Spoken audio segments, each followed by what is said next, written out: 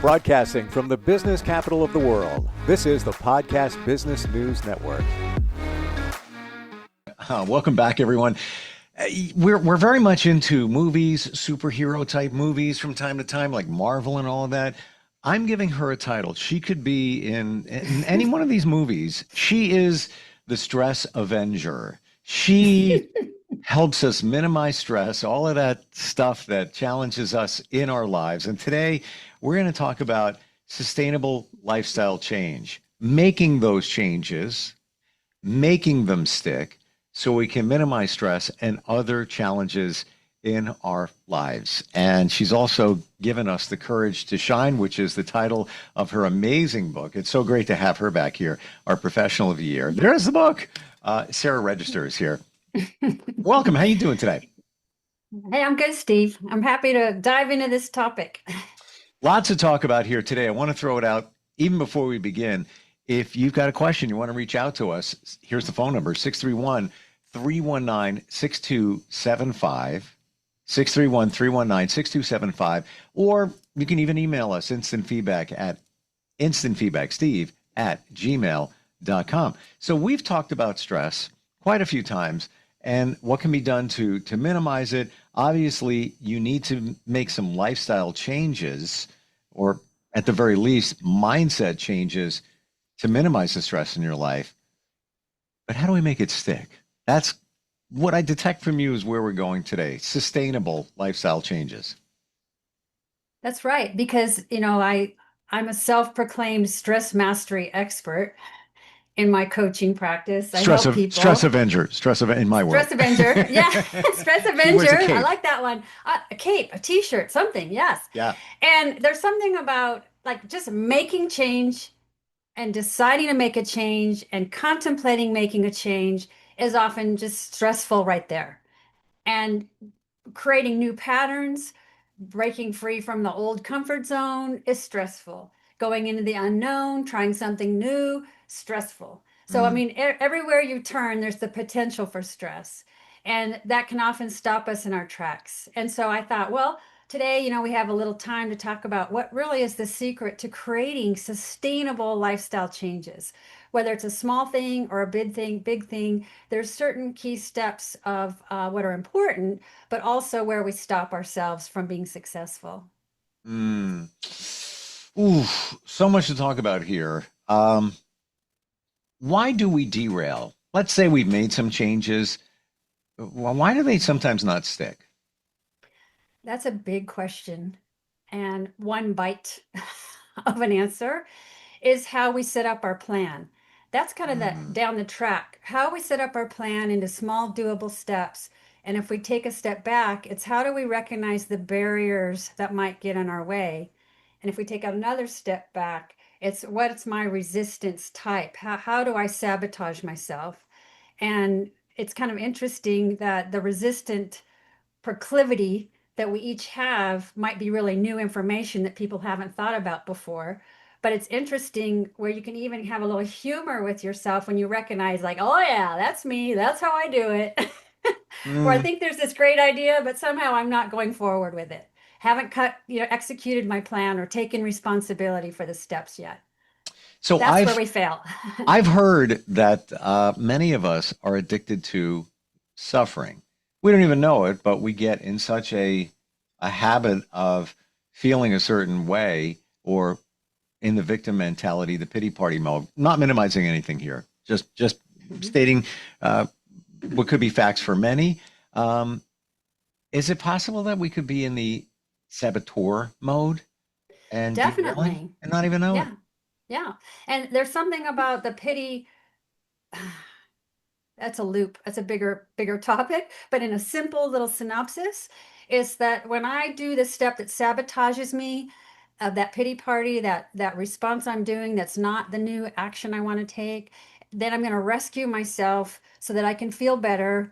And then I'm going to get the dopamine little surge of feel good hormones that I helped myself feel better, even though now I've sabotaged myself.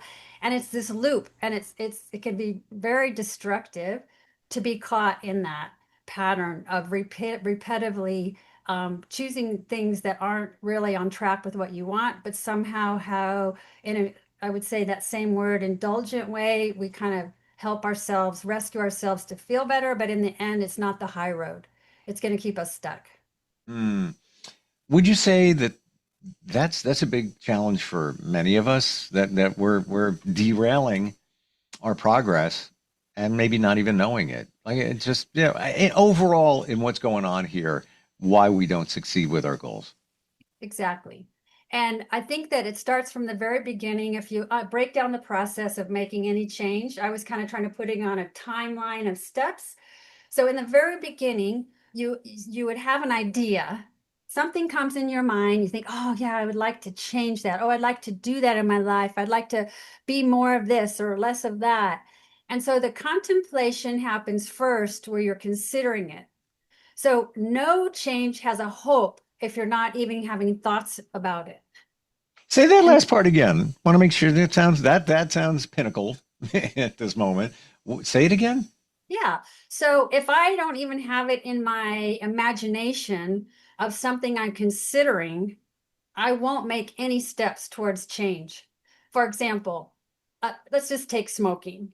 So if someone never has any desire or thought or anything about stopping smoking, they're not going to be successful in any kind of plan because they're probably going to be voluntold or somehow I should for my health.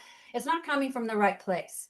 And so there's this piece that the first step to making any change has to be in your imagination where you're contemplating, thinking about it. Is it possible? Could I do it? What would it look like?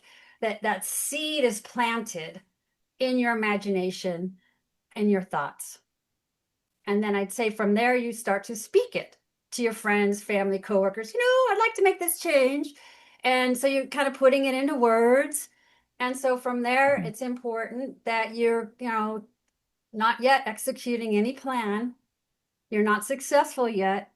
But what's important in this step for people that really want to change something is we've talked about it before, but what's in it for me in terms of if I make this change, where's the value for myself? What am I getting from it that's Mhm. meaningful? That's where the juice is. And then the next step is to say, okay, if I don't make this change, where will my life be in the next 3 to 5 years? What if I don't make any change at all? What's the road I'm on? And then flipping it around, if I do make this change, in 3 to 5 years, where could my life be? What's possible? And just opening up the imagination of seeing a new version of yourself with this new way. Hmm. So let me see if I got this right. In order for there to be change, I'm thinking there needs to be habits. Habits need to be adhered to create the change. We don't, as I'm understanding it, we don't do a habit unless there's a payoff. Like, for example, somebody who smokes, the payoff is they get pleasure from smoking. Maybe it relaxes them, whatever it might be. Mhm. But there has to be a payoff. It sounds like in this lifestyle change, the payoff is going to be the things that you're looking at. This is going to be better in my life. 5 years, 3 years from now, that's going to be better. You're seeing the obvious payoff as opposed to, well, I just got to make a change. I'm not going to do Yes, that. exactly right. And here's the key in. The key in for any habit, smoking's a good example, that there's a trigger that makes you want to do the habit, and then you get the reward for, and so that's the whole internal dopamine hormone little joy factor you get. So for smoking, after being an integrative health coach, I've worked with a few smokers, and there's something about that. It might be that mindful moment, that break from their desk, that connecting with others in the smoking section, the mindful moment, the getting outside. I mean, there's a list of benefits Hmm. that someone who has a habit of smoking can easily, I would say, support themselves to continue smoking. And so where the key is to look for what new habit can I plug in when the trigger happens that I still get a reward? How can I get that reward differently with a new behavior? Does that come into play with everything that we're talking about here? We're just using smoking as an example, but does that fit everything? It does, in the sense, and Hmm. there's, we're very, we're wired for habit. That there's a part of our physiology in our nervous system, going into the science of it, that our nervous system naturally creates the patterns and loops that we can repeat things easily without having to think of every step. It'd be exhausting if we had to think, how do I brush my teeth? Let's see, I got to pick up the toothbrush. Yep. It's like step by step. But we can do things with our first attention that we don't have to think about it. And then our second attention can have our mind go in other thoughts. But so there's something that we want to think about with pattern changes, habit changes, where we want to make some sort of transformation. We have to interrupt that loop. And interrupting the loop is first recognizing what's in it for me. Why is this important to me? What is it providing for me? And what's another way I can make sure that I get what I need, but doing it in a new way? So that's mindfulness, in a sense, and tuning in. You hear that word thrown around a lot. So I really, I wondered, how you define that word. So that is truly mindfulness. I think anytime you can pause and have a moment, check in internally, is a mindful moment. It's paying attention on purpose in the moment without any kind of judgment around it, but just simply noticing. That's mindfulness. I do believe we have a call. Hi, can you hear us? Yes. Hi, I'm just calling in on if I could have a question answered on some advice I'm looking for. Absolutely. What's your name? My name is Brian. Basically, I tend to keep like all my stress bottled up inside me until like have a breakdown. How do you think I could like manage this better? Brian, So it's like not important. keep my emotions too bottled up because I manage to like stress out and break down at times. Brian, what you're asking is a very relatable question that many people would think, yeah, I want to know what Brian needs. And so we call that holding with emotions, when you're holding it inside and it's bottling up. And so, what's important, this is a key moment to think about, okay, what practice can I do? What can I do in this moment to help me just pause, take a breath into my belly, do some deep breaths? And now, what do I need to let go of? Because if we keep holding it, we will have an explosion of our emotions, or we might impact our health. So you really want to be energy and motion. You want emotions to flow. So even if it's a negative emotion, one of the practices that I have talked about before is going outside, finding a tree, and giving away. I give away this angst, this judgment, this impact to this tree. I give it away now. And there's something like really, really freeing about letting it go as one approach. And then the other one was what I just mentioned. You could just drop in your belly, take some nice, slow, deep breaths, name what it is, and then make a choice. What do I need to do to support myself so I can let go of this and calm my emotions and come back into my center? So it might be a cup of tea, a little walk, it could be texting a friend, having some strategies that will Hmm. empower you. Love that. And, we talk about the tree thing. You're also grounding yourself by doing that, which is very impactful. But, but All right. Appreciate you calling. Thank you so much. no problem, guys. I appreciate the advice. Thank you. Thank All right, you. Brian. Yeah. So, can I share how I minimize stress? Can I share that Absolutely. with you? So, I've always dealt with stress. Always let it get to me. 2016, had an ulcer. Almost, well, none. What am I saying? Almost. It sent me to the hospital. I didn't even know it was an ulcer. I would feel it in my stomach. I'm like, and then start to worry about it, and it gets worse. Let it go on for months. There was a lot going on. Um, Bought a house, renovated backyard, kids waking up early, not enough sleep, on and on and on and on and on.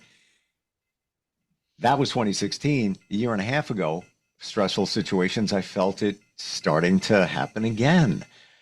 And once I took care of things, got scoped in, and they said, well, you have some stomach issues and, such from stress. I came to the point where I just looked at everything and I just said, I'm not going to let it bother me anymore. I'm just going to, literally, and I mean this in a loving way, with responsibility, just think, I don't give a blank I just, why worry about things, especially the things that are out of your control? So I changed my mindset. And now when things present, I find in a very short period of time, I let it go. And not, again, with responsibility, bill comes in the mail and they say, you haven't paid in 3 months. We're going to cut off your service unless you pay. No, I'm not going to say, well, I'm just going to throw that in the file cabinet, not worry about it. you know, but I'm not going to stress like, oh my God, I got to pay this right now. I'm like, well, I'm going to get to that. It's going on this pile over here that needs some priority and we'll take care of it. But Sarah, I think all of this came from resilience, recognizing resilience. If we all look back, how we powered through challenging situations, and you really take time to look at it and feel it and realize, oh, I did that. Oh, and then I got over that situation. And then I pulled that one off. How did I even do that? We all have them. We're all blanket warriors. When you really think about all the things that we've overcome that we don't give ourselves credit for, when you start doing that, it changes your look at things where, why am I getting worried about? What is stress? A lot of times fear. Well, what if this happens? What if that happens?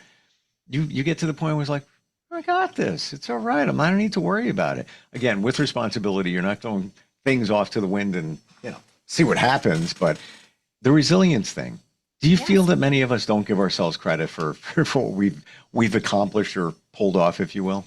absolutely. And there's something about each of us finding our way to find a more sustainable approach to our life. And in the story that you shared, there was two pieces, I would say, in the mind, body, spirit of it. Is there Mm. was something that you opened your mind to other options, other solutions. You didn't have like this my way, the highway, this is how it has to be, I have to control it kind of tunnel vision approach. Yep. But you just sort of opened up and were receptive to, okay, what's the options here that's actually mine to do, or this reasonable response, rather than trying to control everything and thinking that it's all up to you to do everything. And Mhm. another key point you shared, this a really good nugget for any of us, is when we can't change things in our life, or when there's adversity, where situations we just can't change, the one thing we can always change is our attitude, that mindset piece, and our approach. How am I going to engage with this differently, one Yep. from a way that works for me? So it is about bottom lines and boundaries, but it's also about shifting your attitude when you recognize, okay, what I'm doing isn't working. I need to Mm. look at this differently. So then there's the mind opening up to see a new perspective. So Yep. it's all linked. Yep. Totally got you there. And Hmm. and to your point, I don't dispense advice. I am not a therapist. I am not a coach. I am not a counselor. I just talk to geniuses like you, and this is where I get my information from. And I saw somebody who I'm connected to at the gym. We met there, acquaintance, friendly, and he tells me his challenges, personal life, and such. Um, and he feels like he's at the end of the road here in a different situations. And I said, you always have control. Hmm. You have a choice. Don't ever forget, you have a choice. Everything we do is a choice. Yes, others may have done things that we can't control, but we can ultimately control how we react to them. And somebody does you wrong and you're angry. Believe me, I get it. But why give them your power? Why throw it to them? Why get stressed out over situations when you have the choice? You really do. And I know it's easy. It's easier said than done. Believe me, I totally got that. Um, but it's reality, isn't it? It is reality. And this is where we learn more from adversity Mm, and challenges than from like taking a class or a workshop. It's, real we life have to experience. yeah. And I would say with gray hair here, that comes with experience of living. And that's how I wrote my book, because I thought, oh my gosh, I wiped out my health from stress so badly, so many times when I was a registered nurse. Mm, And, yet I was always able to heal. And when I had that epiphany moment, it was just like, oh my gosh, isn't it amazing I can heal myself? And how could I help other people? And that thought has continued that now I say, how can I help other people learn these things in an earlier time frame than I learned them? Like, let me give you a Yes. shortcut hack to do this in your 30s or your 40s. You don't have to wait till, later in life to see all the puzzle pieces coming together. Yes. Thank you for saying that. Yeah. And that's really one of the reasons why you engage somebody like Sarah or a coach because you want to fast track it. I didn't do that. I didn't even think of it. It took way longer than it should have. But again, yeah, that's the way the universe works. Everything's a lesson. And that's I think another thing maybe we should just spike in there for a moment. Seeing the opportunity, those times that used to present where there wasn't even an issue, even a money situation where, maybe this situation might change. Like, oh, well, my income's going to change, potentially change. I used to do that. And there was no reason for me to think that. It wasn't like something happened. Like when, you think, oh, I think my boss is mad at me. I don't know how long this is going to last. And what if?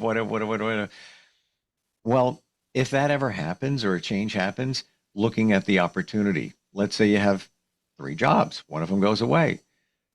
Okay, it's going to be a little rough there.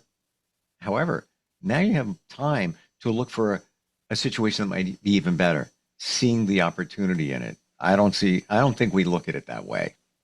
It's true because fear is a very strong motivator. And Mm, the fear of loss is oftentimes what keeps us stuck in these patterns or jobs or relationships that we become complacent, keep the peace at any price, putting up with it.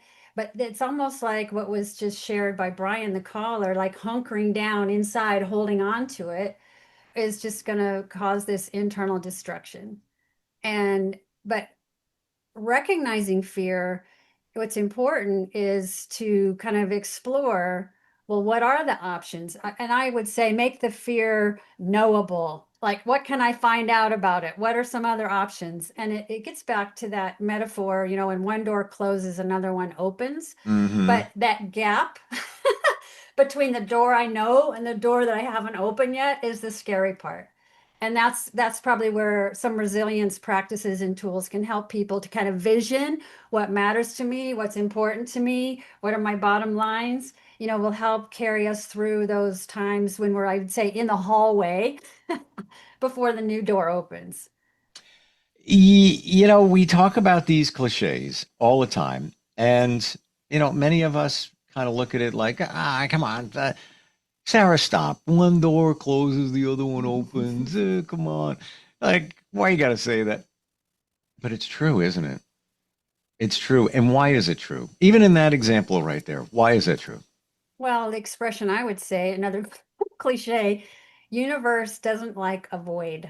It will always bring something because Hmm. everything is birthed out of the void. The void is not a nothing, it's a everything. So if you create Hmm. space, there's something else that will come. Ooh, I'm glad I asked that question. Um, here's an example. Let's say you're looking for the one, the partner and I don't want to say the perfect partner because what's perfect? Who is perfect? Nobody, no one, but the one that truly supports you. And you're going to be there for them, all of that. But you're currently in a relationship, or maybe you're dating in a few, whatever it might be. Yeah, you're not making space for someone, to your point. Hmm. And maybe you're in those situations because you're afraid to let go.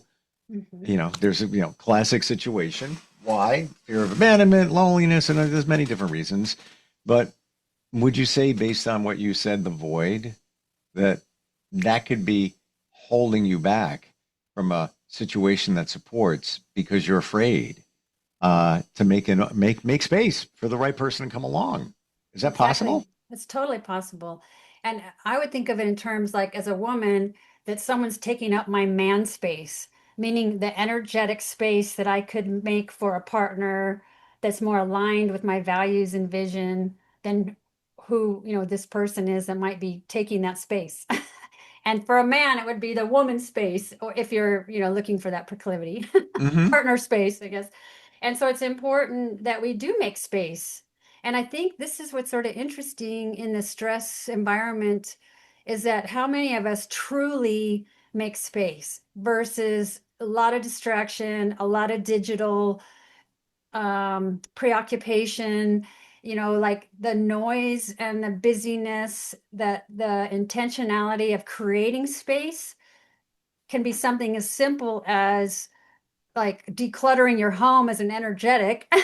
But what are the other ways that I can declutter my life to make more space for the good things to come in that I truly desire, that I want to dream in for myself and manifest? There needs to be Hmm. the space. I never realized that. I'm being very serious. I never thought of it that way, that the universe is looking to fill a void. So it's going to put something in there, um, assumably to support you. Will it ever give you something that doesn't really support you? Hmm. Well, this is a, I love your questions. That what we don't always recognize. Spirit, I'm laughing because spirit will always say yes and always answer our prayers. But sometimes the spirit has a sense of humor in how the prayer is answered. And so there are times when what is filled or fulfilled is actually a very important lesson or a very important opportunity to stretch and grow in some way or to gain some more internal reflections that gain more in awareness for yourself. So you might not always recognize the benefits of what shows up in that space until you engage with it and get the lesson that helps you evolve and grow. So would we, is it safe to assume that you're not going to get, that the universe isn't going to fill that void with something that's not going to support you? It may play around with you a little bit, but ultimately there is a reason. You may not know the reason right now. It may not be revealed for quite some time, but it's for your best. It's for your best. Would we, is that safe to assume when it comes to the universe filling the void? Well, I would say yes. And here's where I'm going to go a little more spiritual in my understanding. Hmm. So, in this lifetime, you have a book of life. It's like Akashic Records, but it's the one for this lifetime. Okay. And then you have your soul, that immortal part of you that is moving towards enlightenment. And so when we're in this physical body, we don't remember our soul's journey. We don't remember there's a bigger immortal part of us that's very invested in how we're evolving and growing in this lifetime. And so sometimes we can't understand in ourselves or for another kind of what are those lessons that were penciled in for this lifetime as a vehicle for growth. And that's kind of the great question because we don't have the memory of what is going on in the bigger realm of creation, but somehow we're the feet on the street that are, engaging with life, with our physical body, with our senses, making choices with the people, with the job. And so we're moving along the best we can, making good choices, not such good choices. And then it gets back to, recognizing, okay, I need to change this part about myself. How will I navigate this change? Mm.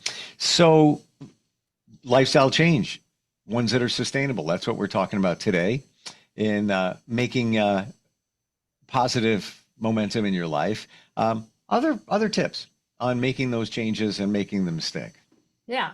Well, one of the things that comes up that I find interesting is if we recognize what kind of resistor we are, that there's a Hmm. pattern or proclivity to our resistance type. And if we can recognize it in ourselves, it might actually help us take responsibility and execute the action towards the change.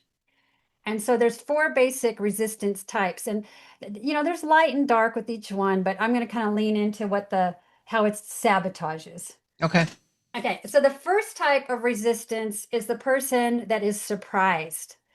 And they're often like, what? I need to have that? That's a requirement? Or they might even go into blame. I thought you were going to take care of that. And so there's a definite type of resistance that they're not taking responsibility because they don't recognize that it was theirs to do or within their circle to take care of.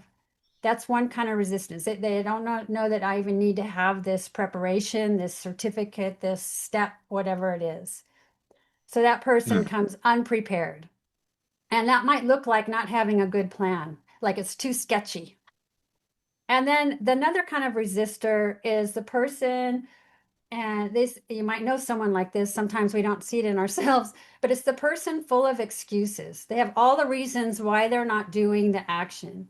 They have a reason for everything. It's, somebody else is going to take care of it, or my health is in the way, or this and that and the other. And they eventually will just quit. They just won't follow through because they are just sitting in their excuses and not taking responsibility and not executing steps.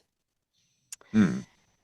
Then the other kind of resistor could look like the overachiever or the perfectionist, maybe. But this is the person that completely over prepares and they fight the energy in the sense they're going to make it happen. They make sure they have everything ready. They're going to put way more energy into something that needs to be done. And therefore, they're never ready because they're still preparing. So they don't have the perfect plan yet. And I could see that as leading to potentially procrastination because they're always putting it off. I'm not ready yet. I got to tweak it up a little bit here before it's ready for prime time. So I got not ready. Ultimately, there's a reason why it's not ready. Yeah. Yeah.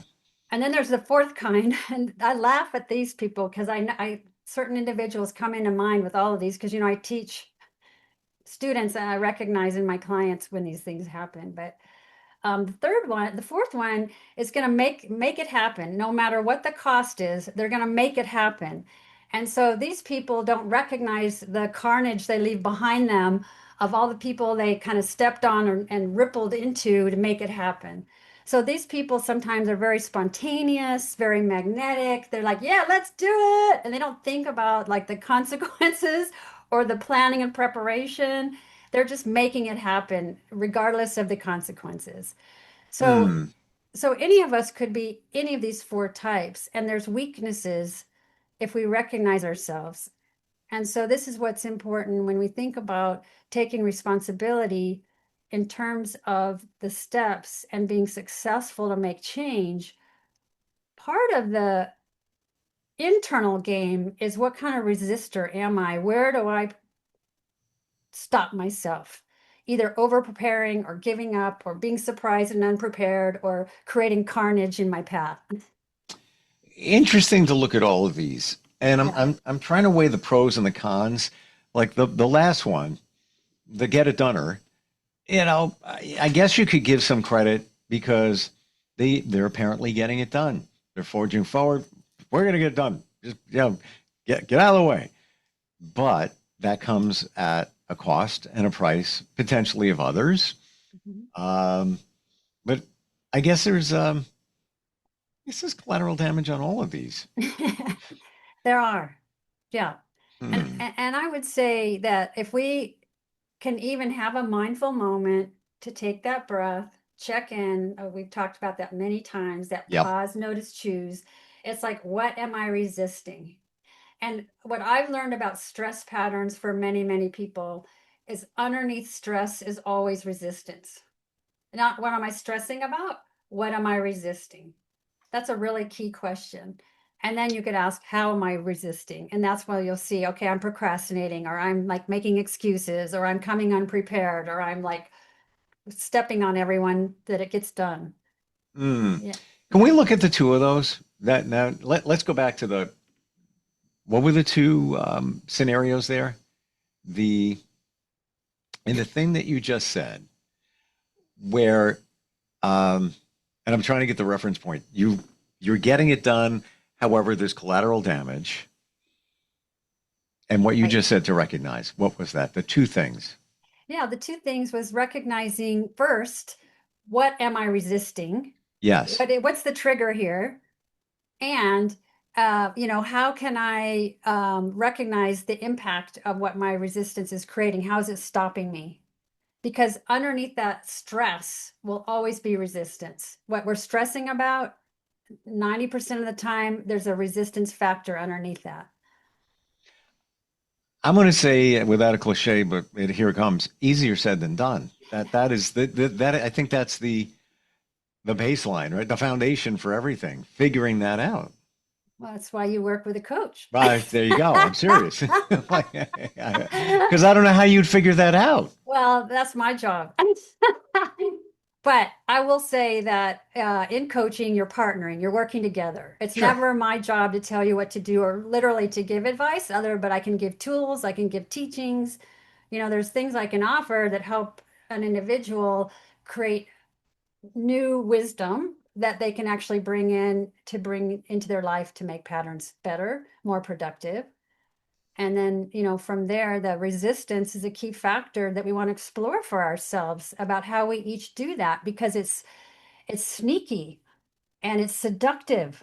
And we might not recognize how we fool ourselves into not doing, not taking responsibility. And at the Hmm. end of the day, change is not going to happen if we're not willing to take responsibility for our steps and to find the clear, simple steps to move forward, recognizing the barriers that might stop us. But the number one are the internal barriers of how our resistance will be doubt. It might be blame. It might be resistance of procrastination, all kinds of ways we do it. So instant feedback, Steve at gmail.com. This is Cami checking in from Baldwinsville, New York, which I believe is upstate New York. We're downstate New York here. And she says, I've been doing some work on myself and heard that fear is born into us in two ways: fear of falling and fear of loud noises. The rest is learned. Do you believe that? Cami asked a very big question for this quick call. I'm going to answer. I'm going to say yes, in the sense that the type she's naming that we're born with is for babies. That's the fear of a tonal, physical, third dimensional fear of physical harm. Mm. We absolutely need that in case, so we don't get hit by the bus when we're crossing the street, right? Or That's part of it. evolutionary in terms of Yeah. evolution. Yeah. The brontosaurus, the pterodactyl, you would hear them. So that would register as noise, right? That would register as oh, that's a real fear. Got to do Yeah. something. Yeah. Now, the other fear that she's asking about that's learned, in a sense, is the bigger answer is what I call a spiritual or Nagual fear. Is this has to do with our symbols and our life experience of what we have experienced already in terms of where we've encoded pain or um, resistance to engaging with certain symbols or processes of life from our past experience. But there's also part of that is fear of the unknown, where we don't have any experience with it. It's not part of our symbols or past experiences that we've learned from. There's no encoded pain or trauma. And so that kind of fear is also the fear of the unknown, where we have an invitation to grow, to Mm. get out of the comfort zone and expand, take those baby steps forward to learn something new. And so there is a part where she's asking, yes, from our adverse experiences and trauma, we do encode fear. But there's another invitation of fear that's where we do acknowledge, I'm ready to heal that trauma. I'm ready to do my life differently. I'm ready to try this new career step. And then we stretch beyond our comfort zone into the unknown, that kind Mm. of fear. So it sounds like most fear is learned. Of the fear we recognize, the fear that we know from experiences, From from experiences. Sure. image makers like the mean teacher or the shocking things that happen when we're growing up, or the fear that we get from the collective of what's going on social media platforms. We can get fear that we catch from other, what everyone's speaking about in the collective can be very contagious, that kind of fear. Well, like let's look at one. Mhm. Fear of abandonment, right? So that comes up many times and that can hold many of us back. Where would that come from? You would have to be a child. A situation would arise where you feel abandoned. Could be your parents split up when you were young. Could be you're 7 years old and your best friend looks at you and says, "We're not friends anymore," and walks away. I mean, we kind of laugh now at it, but when you're seven, It's the only friend I Mhm. have. And then it's over. So you feel like I'm left by myself here. I don't really have any other close friends. I feel abandoned. You learn that fear. I would think that that's not going to be placed within, you know, it's learned. That it's learned, and that would go along with the fear of betrayal, fear of abandonment, fear of rejection. Mm, Those are learned in our early formative years when we are programmed as children and babies, children up to about in our 20s, that we want to fit in, we want to feel loved, we want to be liked, we want to feel safe, we want to survive. So that's where things happen with our image makers, meaning like our parents, grandparents, teachers, uncles, aunts, friends, peer groups that create those wounding experiences that then encode that fear of abandonment, betrayal, rejection. And we take that into, like, I would say, armor ourselves to protect ourselves.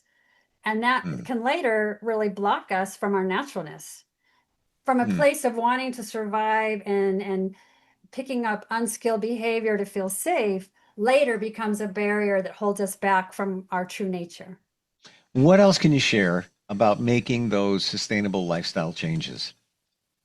Well, I think what's really important is once that you make a commitment to change and you feel ready to change and you're willing to take the steps, it's creating the steps that are specific, actionable, realistic, and it's important, they're really doable, that you can build on simple steps to begin with and add more steps as you go.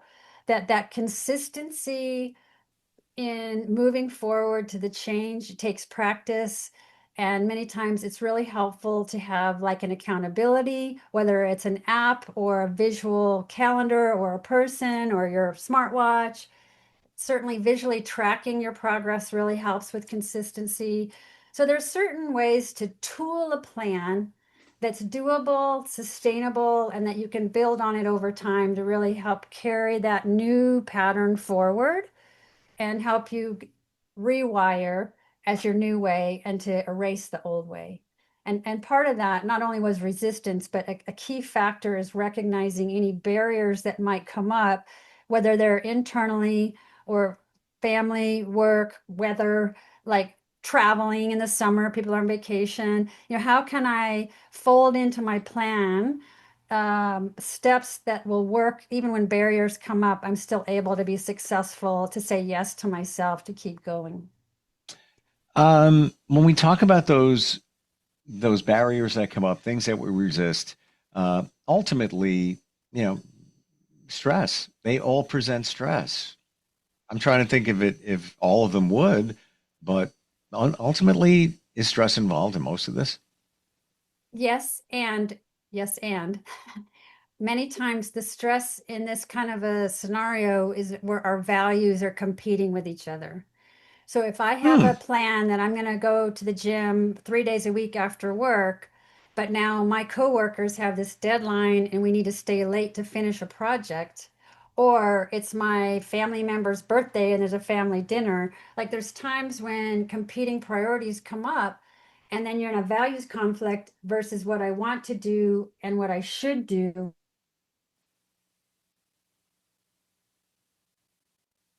and trying to discern what's my priority today, or how can I make this action happen? If not today, can I do it tomorrow? Having some contingency plans for when the values of what's important compete with each other that might stop you. I've shared my stress story. I don't believe you've ever shared one of yours. Anything Well, I come to have no mind? stress. Of course not. She's the stress avenger. Right here in this book. I Oh, wrote a book about it. well, you know what?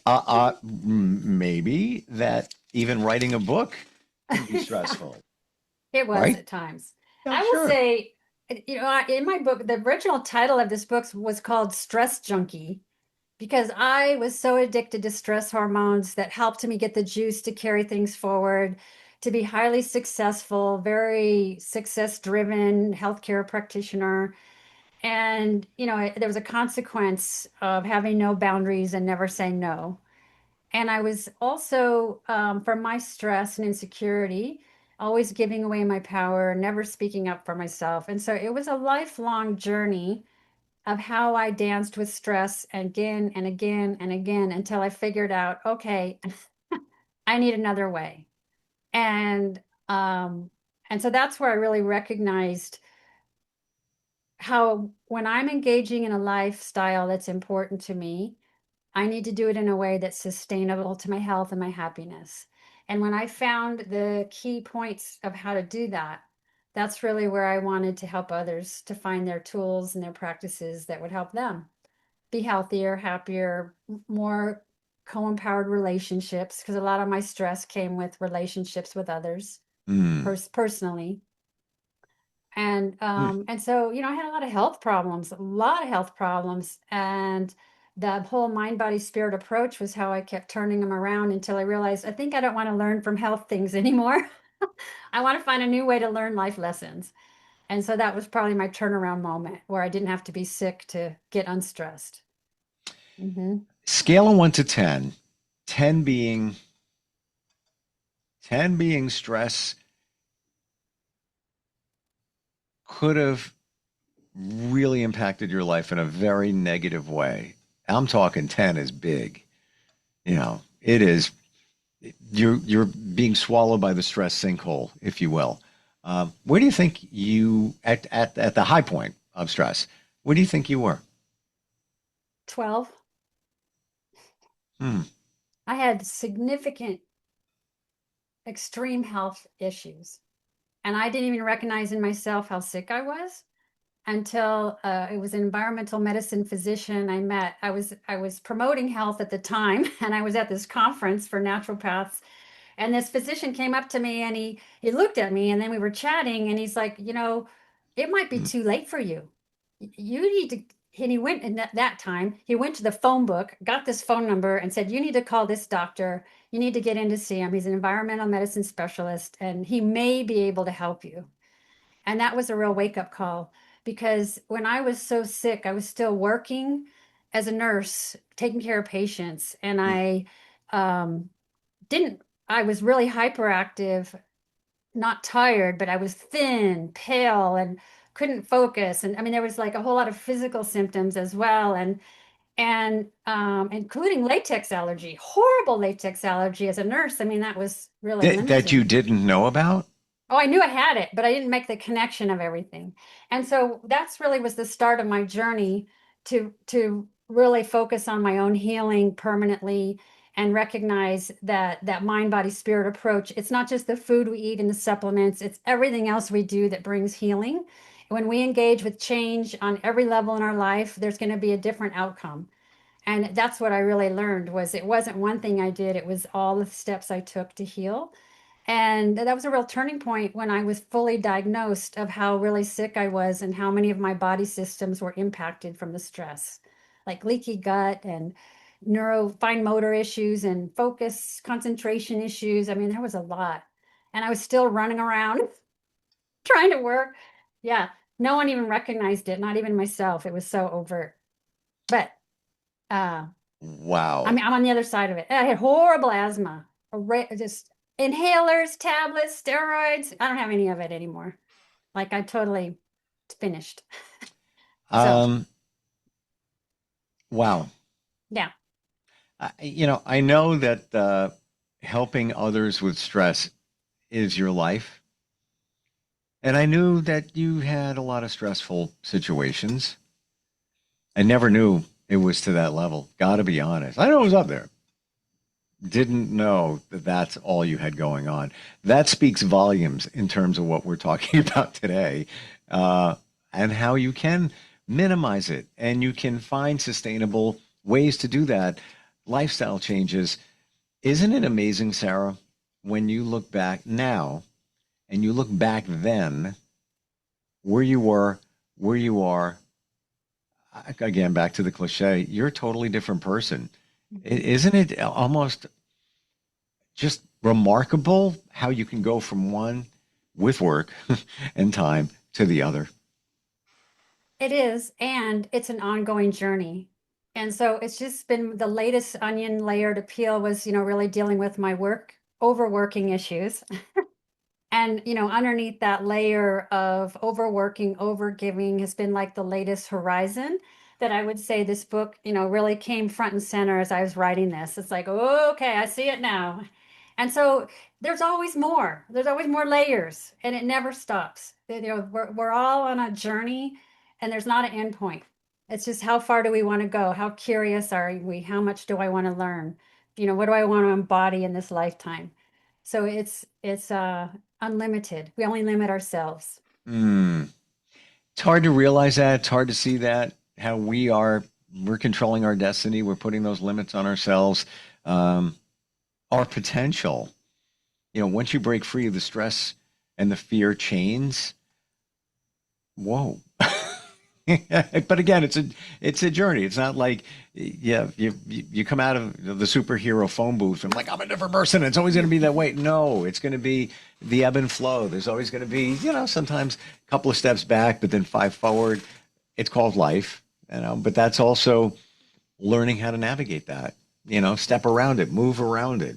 Almost like I get a picture of like Karate Kid, Cobra Kai, where it's like where to go just based on experience and anticipation of what could be coming your way. Let's talk about how you can help people with everything, even we identified today. What's the starting process? Obviously reaching out to you, but where does it go from there? Yeah. So my website is directionsforwellness.com, and I'm Sarah without an H at directionsforwellness.com. And so when people go to my website, you can actually go to the contact tab, and you can email my email box, and we can set up a Zoom call, a WhatsApp call, and we just initially have a chat to see what will support you. And my initial session is always highly illuminating, transformational. It's a 90-minute one-on-one like Mm. workshop diving into your patterns. And then from there, people choose to do a stress mastery coaching program with me. That's an option to do the greater, longer work. That's, a 3-month program. And my book has a lot in it for that, even about my clients. You can pick up a lot from this Courage to Shine, How to Feel Confident Outside Your Comfort Zone on Amazon and Audible. And so I love supporting people. I love speaking from feeling stuck to feeling free. Mm. Yeah. So there's a lot of ways that people can reach out and work with me.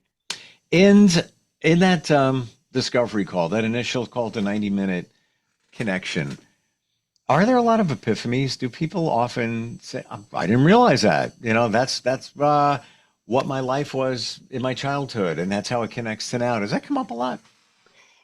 It does, but the focus is not so much. It's like, what is your proclivity to engage with life? What are the core patterns that you do as an individual that are keeping you stuck now? And what's the opportunity to see the vision of where you can grow if you make change? And so there's very much deeply diving into your proclivity of how you get caught in the dark side of your pattern. That's illuminating, and seeing, well, this is where you need to change. And so for physical symptoms, I understand, like when you shared today, okay, well, I can see, well, this is what needed to change for you to heal from that. And so that it's all about pattern and our human being proclivity from what we're born into, that potential, and where we're growing into. And so coaching is always about your forward movement, the vision of where you want to go, more than like therapeutic conversations are digging into the past. And many of us don't want to relive the past. We want to go back there. We just want to go forward, which is, one of the main principles of coaching. Thank you for your transparency, your vision of all of this, and deep study. And I just want to throw in there again, because I think it's impactful. You have a medical background. This isn't, and there's nothing wrong with people just getting certified for coaching. You're running layers deep here. There's a lot behind you, and as demonstrated in the book and so much more. Directions, the number 4, wellness.com, correct? So great talking with you during these podcasts, Sarah. Thank you for all the insight and Yes. and validation for me, being a stress junkie. Never thought I'd ever say those words, but that was the reality. It's like junk food. You thrive on it. After a while, you start thriving on stress, and you don't even know you're doing it until your body says you're not doing it Yeah, and I anymore. like that idea of being the stress mastery avatar. Yes, it's who you Yeah. are, and you've embraced it. And I don't know anybody else doing that. So keep doing what you're doing. We need you, and I appreciate it. Thank you so much. Thank you, Steve. Appreciate it. We'll be right back.